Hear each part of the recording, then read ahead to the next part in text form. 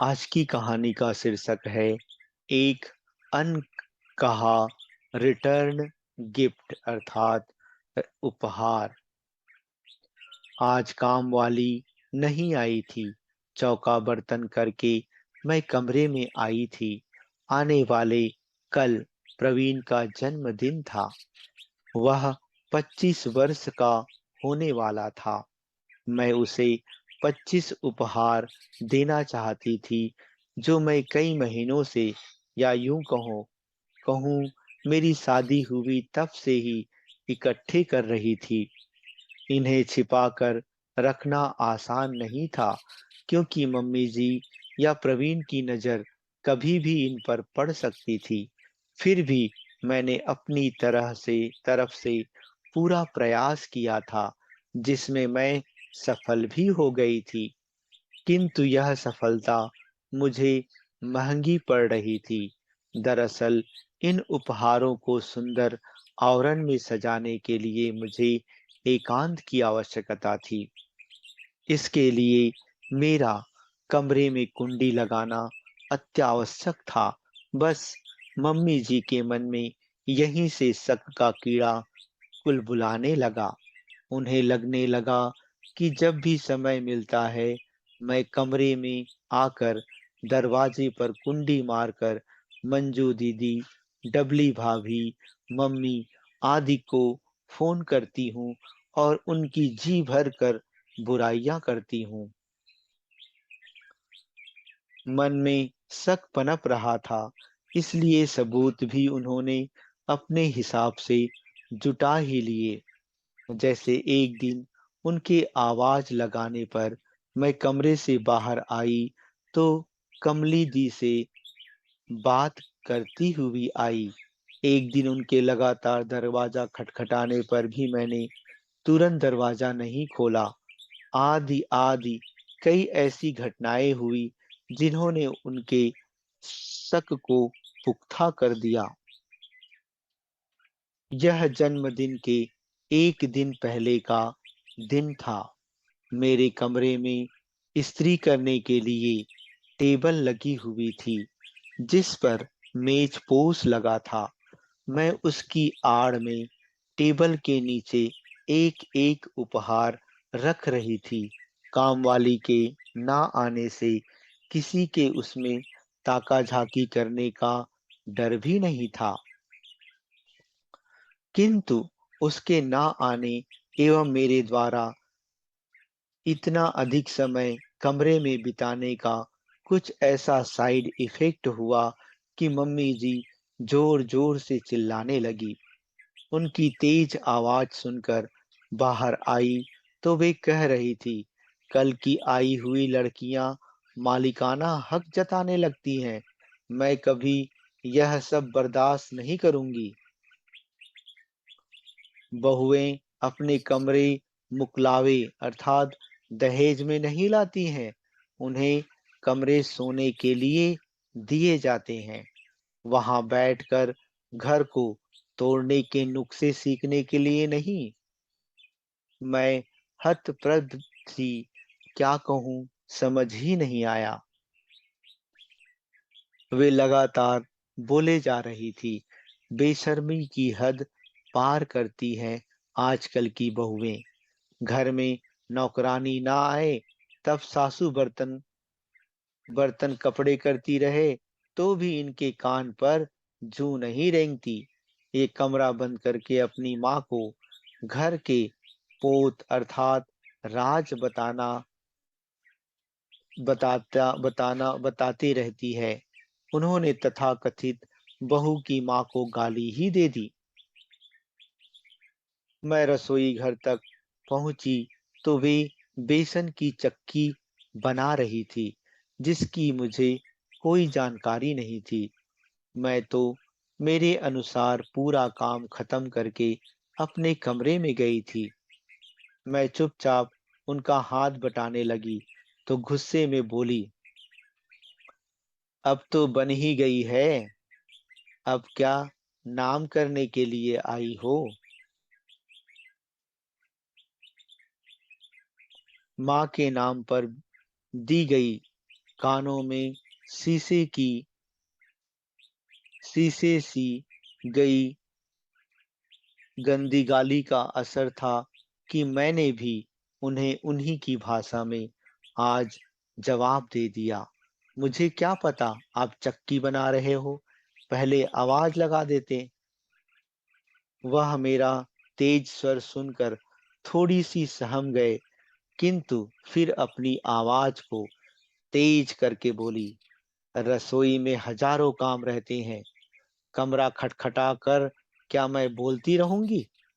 मैंने कुछ नहीं कहा। काम खत्म हुआ तो पूछ लिया, और कोई काम है या मैं अपने कमरे में चली जाऊं? अब तो वे फट ही गई। उस कमरे में आखिर होता क्या है ऐसा जो तुम फेविकोल सी वहां चिपकी रहती हो? यहाँ बाहर क्यों नहीं बैठ सकती? मेरे पास जवाब नहीं था।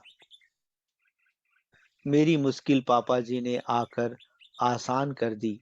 उनके सामने बैठने की तो मुझे इजाजत ही नहीं थी। बस मैं कमरे में आ गई। पहली बार जाना कि किसी को कोई तंग करना ही चाहे तो कैसे भी कर सकता है। और कोई दिन होता तो मैं जी भर कर रोती, किंतु आज तो मेरे पास रोने के लिए भी समय नहीं था। मुझे कुछ घंटों बाद शुरू होने वाले प्रवीण के जन्मदिन के लिए ढेरों तैयारियां करनी थी।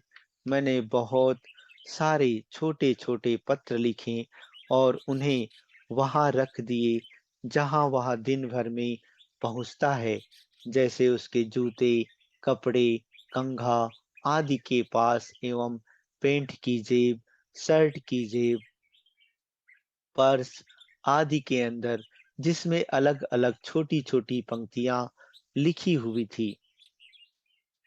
रात 12 बजे मैंने उसे नाइट सूट उपहार में दिया तो वह बहुत खुश हुआ। हालांकि उसे उपहार देने एवं लेने में कोई खास रुचि नहीं थी। कुछ देर बाद वह सो गया। मैंने उसके सोने के बाद पूरे कमरे को अपनी चूड़ियों से सजाया। बंगाई गांव में अन्य कोई सजावटी सामान लाकर देने वाले कोई नहीं था। सुबह मम्मी जी पापा जी के मंदिर जाने के बाद मैं फटाफट पायखाने, स्नान घर आदि में पत्र रखकर आ गई। आज सुबह जल्दी मंदिर जाकर आने के बहाने से मैंने उसे उठाया तो कमरे में अंधेरा था। अलसाया सा वह उठकर बाहर चला गया। मैंने बिस्तर उठाए और इस बार सिक्कों की मदद से गद्दे पर जल्दी जल्दी हैप्पी बर्थडे टू यू का संक्षिप्त रूप HBDTU लिखा।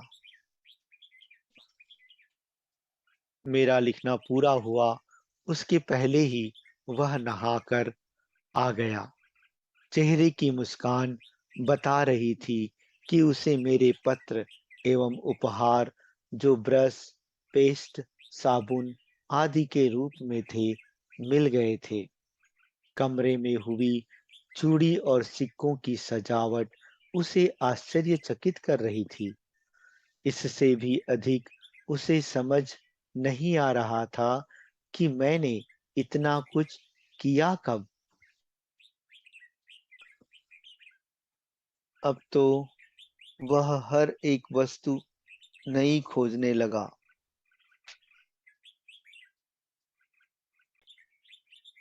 अब तो वह हर एक वस्तु नई खोजने लगा।